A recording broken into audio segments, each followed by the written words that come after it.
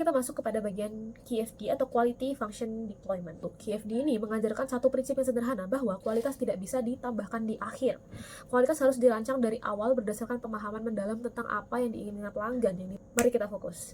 Jadi langkah pertamanya adalah kita identifikasi kebutuhan pelanggannya. Kita pakai contoh restoran nih misalnya. Pelanggan pengen tempatnya bersih, tempat duduknya nyaman, makanan lezat, dan pelayan yang tanggap. Kita taruh di situ. Terus langkah keduanya kita identifikasi elemen desain teknisnya. Kita buat daftar elemen desain teknis di bagian atap rumahnya. Ini adalah hal-hal teknis yang dapat mempengaruhi kebutuhan pelanggan. Contohnya kalau untuk restoran, jenis lantainya, jenis ubinnya, ketahanan lantainya terhadap kotoran, material kursi, pelatihan pelayanan, standarisasi menu, dan segala macamnya. Kita lanjut ke langkah yang ketiga, yaitu kita hubungkan kebutuhan pelanggan dengan elemen desain.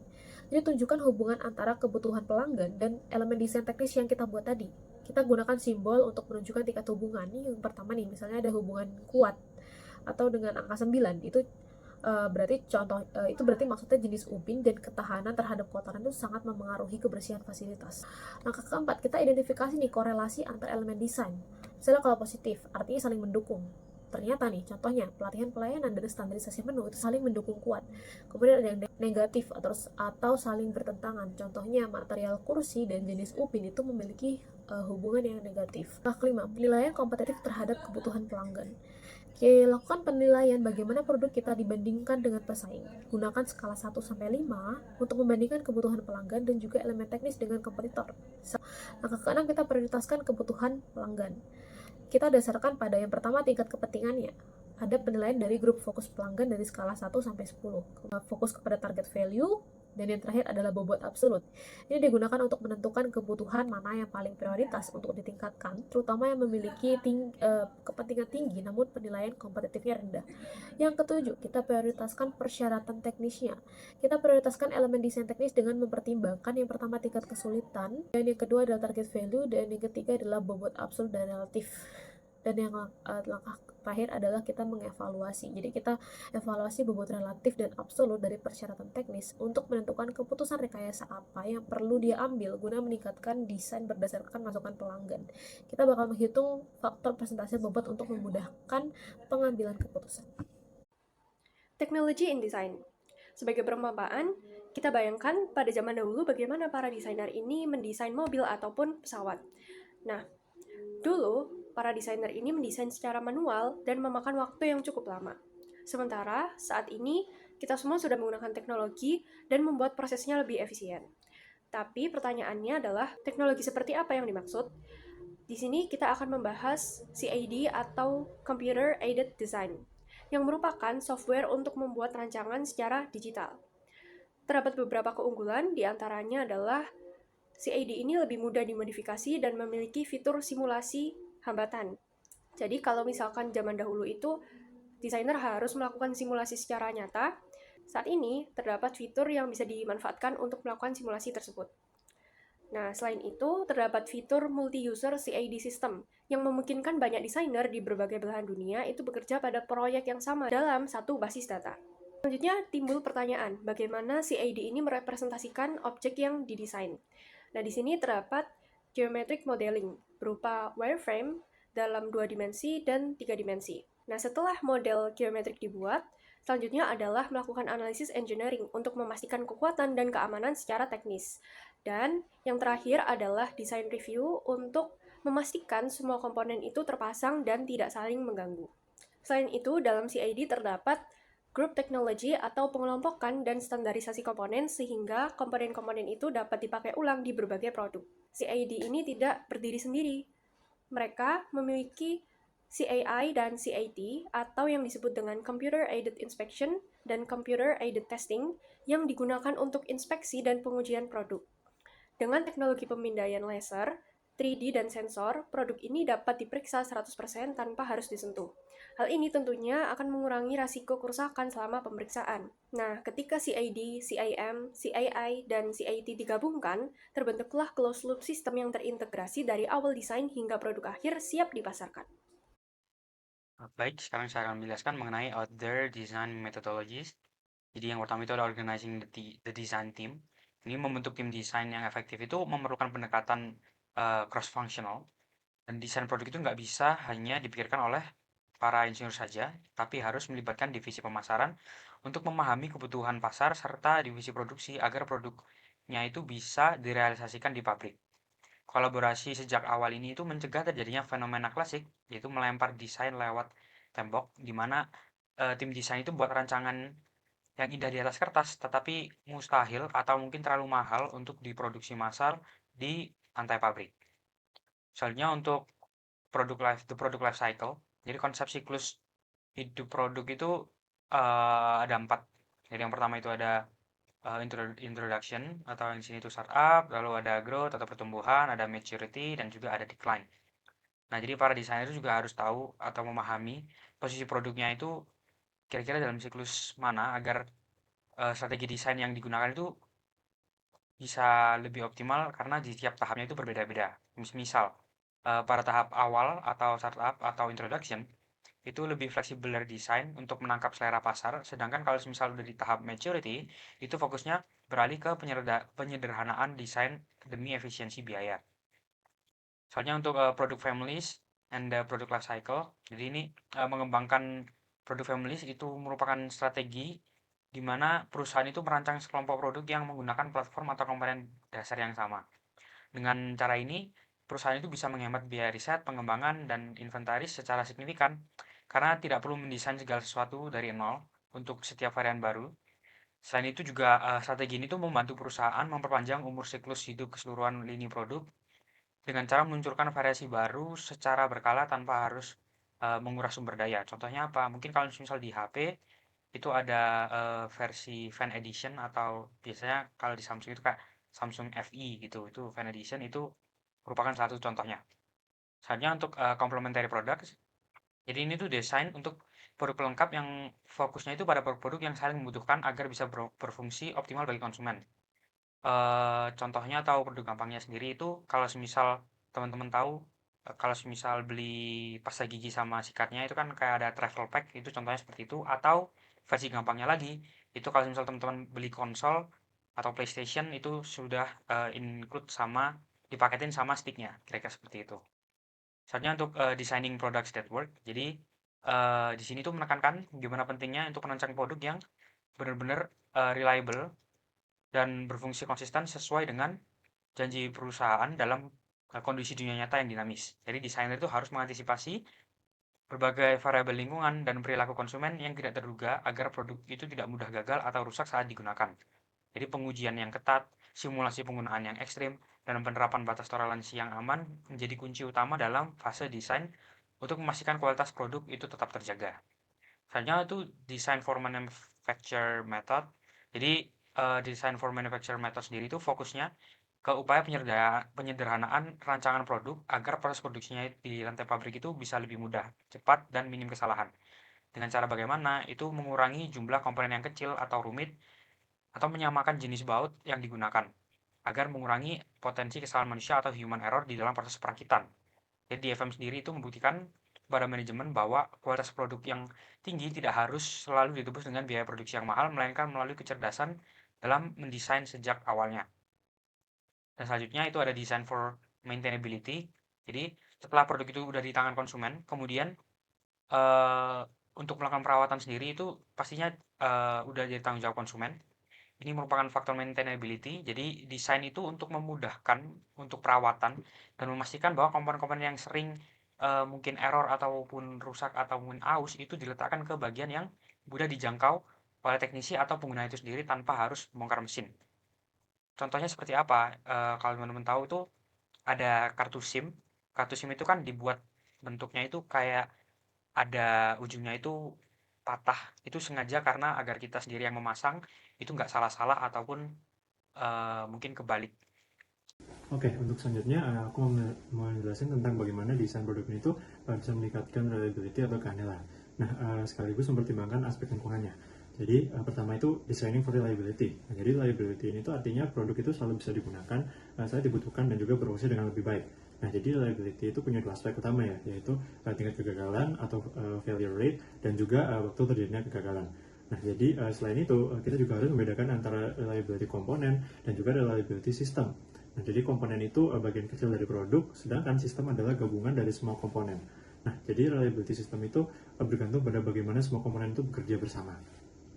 Nah, untuk memastikan reliability ada beberapa tools yang digunakan ya. Jadi yang paling penting adalah FMEA atau Failure Modes and Effect Analysis. Nah, jadi FMEA ini tuh adalah sebuah metode sistematis untuk mengidentifikasi bagaimana sih suatu produk itu bisa gagal, apa penyebabnya, dan juga apa dampaknya. Nah, pendekatannya itu bottom up, jadi dimulai dari komponen kecil, lalu ke sistem secara keseluruhan. Nah, manfaat dari FMEA sendiri itu antara lain meningkatkan kualitas, keamanan, dan juga reliability produk, meningkatkan kepuasan pelanggan, menekankan biaya pengembangan karena masalah dicegah sejak awal, dan juga meningkatkan daya saing perusahaan. Nah, jadi FMEA itu bisa diterapkan di 5 area utama ya. Jadi pertama itu ada tahap konsep, yaitu untuk menganalisis sistem sejak awal perancangan. Lalu yang kedua pada proses untuk menganalisis proses produksi dan perakitan. Lalu yang ketiga pada desain, jadi untuk mengevaluasi produk sebelum masuk produksi massal. Dan yang keempat ada pada service, untuk memastikan proses layanan itu tidak mengalami kegagalan sebelum diberikan ke pelanggan. Dan yang kelima itu pada equipment. Nah, jadi ini tuh untuk mengevaluasi peralatan sebelum dilakukan pembelian. Nah, jadi dalam penerapannya, FMEA itu memiliki 9 langkah utama ya. Jadi yang pertama itu setiap komponen dalam sistem itu diberi identitas agar tidak ada yang terlewat. Lalu yang kedua itu menentukan fungsi dari setiap komponen. Lalu yang ketiga itu mengidentifikasi kemungkinan kegagalan atau failure modes dari setiap fungsi tersebut. Yang keempat itu menganalisis dampak dari setiap kegagalan, terutama terhadap pengguna. Lalu yang kelima ada menentukan tingkat bahaya atau severity dan juga mengkategorikannya. Jadi misalnya dari ringan sampai yang sangat berbahaya gitu. Jadi yang keenam, memperkirakan seberapa sering sih kegagalan tersebut itu terjadi atau occurrence-nya. Lalu yang ketujuh, itu menilai seberapa mudah kegagalan itu dapat dideteksi atau detection. Dan yang kedelapan, itu menggabungkan hasil penilaian tadi itu semua untuk menentukan risiko tertinggi di dalam sistem. Dan yang kesembilan, itu menentukan tindakan perbaikan. Biasanya ini tuh dengan mengubah desain, mengurangi kemungkinan kegagalan, atau mungkin meningkatkan sistem deteksi. Nah, jadi inti dari FMEA ini tuh adalah mengidentifikasi dan juga mencegah kegagalan sejak tahap desain sebelum produk itu sampai ke tangan konsumen. Nah, jadi selain FMEA itu ada juga FTA ya, atau Fault Tree Analysis. Nah, ini tuh sebuah metode berbentuk diagram untuk melihat hubungan sebab akibat dari kegagalan sistem. Digunakan luas di industri seperti aerospace, elektronik, dan juga nuklir. Lalu kemudian ada lagi namanya itu FMECA. Nah, ini tuh pengembangan dari FMEA tadi yang menambahkan analisis criticality sehingga perusahaan itu bisa lebih fokus pada kegagalan yang paling berisiko.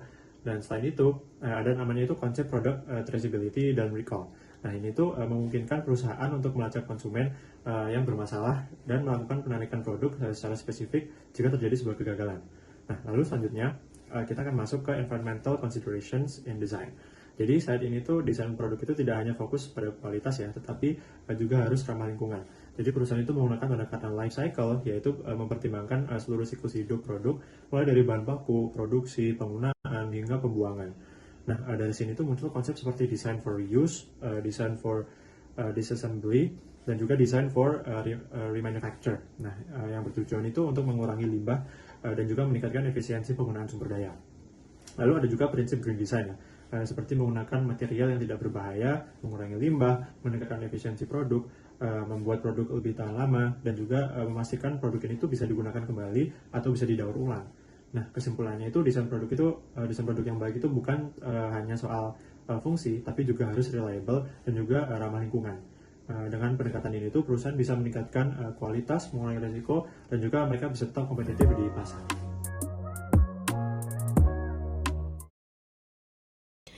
Layanan memiliki 3 karakteristik utama yang membedakannya dengan manufaktur. Pastinya yang pertama adalah kalau layanan itu intangible atau tidak berbentuk fisik, sehingga tidak dapat disimpan dan diukur secara objektif. Dan yang kedua, layanannya bersifat heterogen, artinya setiap layanan bisa berbeda karena disesuaikan dengan kebutuhan pelanggan. Ketika produksi dan konsumsi layanan terjadi secara bersamaan, sehingga tidak ada kesempatan untuk memperbaiki cacat setelahnya, sehingga layanan itu harus langsung benar sejak awal. Faktor penting lainnya adalah keterlibatan pelanggan. Dalam layanan, pelanggan ikut serta dalam proses produksi atau yang disebut dengan customer co-production, yang meningkatkan variabilitas dan membuat kualitas itu lebih sulit dikendalikan. layanan juga dibedakan menjadi internal versus eksternal. Mungkin contohnya kalau layanan internal ini disediakan di dalam perusahaan yang memenuhi kebutuhan unit atau divisi lain. Contohnya seperti pengolahan data, percetakan, surat menyurat. Ada layanan eksternal, layanan yang pelanggannya membayar tagihan. Ini adalah layanan yang berhubungan dengan pelanggan luar yang menjadi sumber pendapatan dari perusahaan. Kemudian ada layanan sukarela atau non sukarela. Layanan sukarela ini secara aktif kita cari dan gunakan atas kehendak sendiri, dan untuk layanan sukarela itu yang sebaliknya. Mencapai tingkat kepuasan pelanggan yang tinggi umumnya lebih sulit dilakukan pada layanan tidak sukarela. Misalnya tidak banyak orang yang benar-benar menikmati kunjungan ke rumah sakit atau misalnya ke klinik gigi gitu. Implikasinya terhadap kualitas adalah desain layanan yang harus mempertimbangkan suasana hati dan perasaan pelanggan. Isu tanggung jawab lebih berkaitan dengan malpraktik dan profesionalisme. Pada bagian ini, kita akan membahas apa yang sebenarnya diinginkan oleh customer dan bagaimana cara mengukur dari kualitas layanan suatu jasa. Nah, sebelum itu kita akan merecall materi dari bab pertama, yaitu 5 dimensi utama dalam kualitas layanan. Nah, di sini ada tangible, reliability, responsiveness, assurance, dan empathy. Nah, dari 5 dimensi ini akan kita breakdown pada gambar berikut. Tapi sebelum itu, kita akan memahami terlebih dahulu apa itu service quality. Service quality atau ServQual merupakan alat survei untuk menilai kualitas layanan jasa, yang dibedakan menjadi 2 bagian utama. Di antaranya ada customer expectation atau ekspektasi pelanggan terhadap kualitas layanan, dan customer perceptions atau kualitas layanan yang sedang dialami. Nah, di sini terdapat survei customer expectation atau ekspektasi dari pelanggan. Pada poin 1-4, ini mencakup dimensi tangible, yaitu seperti fasilitas, peralatan, maupun penampilan karyawan. Pada poin 5-9, itu mencakup dimensi reliability atau kemampuan memberikan layanan sesuai janji, tepat waktu, dan secara akurat.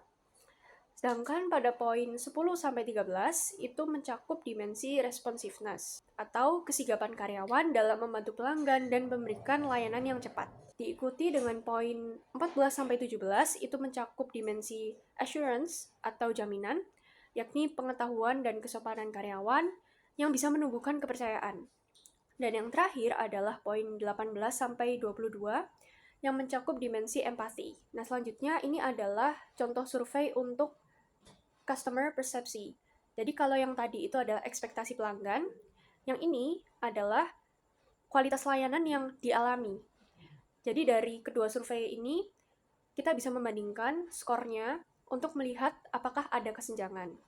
Nah, dari kesenjangan tersebut atau gap, itu kita bisa menganalisis hasil ServQual menggunakan two-dimensional differencing. Nah, di sini terdapat grafik yang menunjukkan 2 dimensi.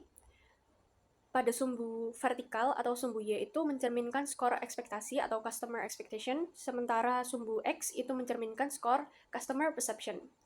Nah, di sini terdapat dimensi layanan yang tadi, ada reliability, empathy, tangible, assurance, dan responsiveness. Dari kelima dimensi tadi, kita fokus pada kesenjangan atau gap antar dimensi. Contohnya di sini ada dimensi reliability dan empathy. Nah, di sini reliability itu memiliki ekspektasi yang tinggi, yaitu kisaran skor 6, sedangkan persepsi itu memiliki skor yang cukup rendah, di kisaran 4.